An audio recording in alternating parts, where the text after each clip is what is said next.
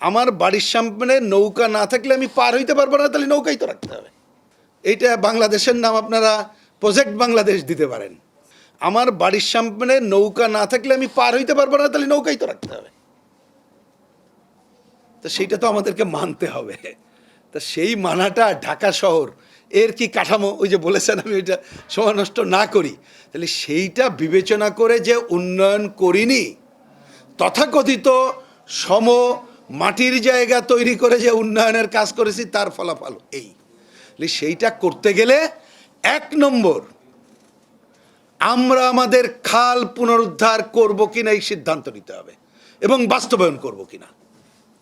অন্য প্রজেক্ট নিয়ে পরে শেষ কথা বলবো। ২, বৃষ্টির পানি পড়লে সেইটা এগুলোর মধ্য দিয়ে চারপাশে যে নদীগুলো আছে তার মধ্যে যাওয়ার আমরা সুযোগ তৈরি করব কিনা,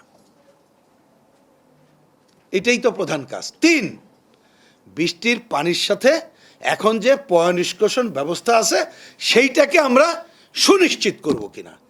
আমি মনে করি এই ৩টি অন্ততপক্ষে দৃষ্টিভঙ্গিটা রাখলে এই যে জল, পানি, বৃষ্টি, তারপরে এই সংকটগুলো হয়তোবা, আমি হয়তোবা বলছি, দূর করার জায়গায় যেতে পারবো।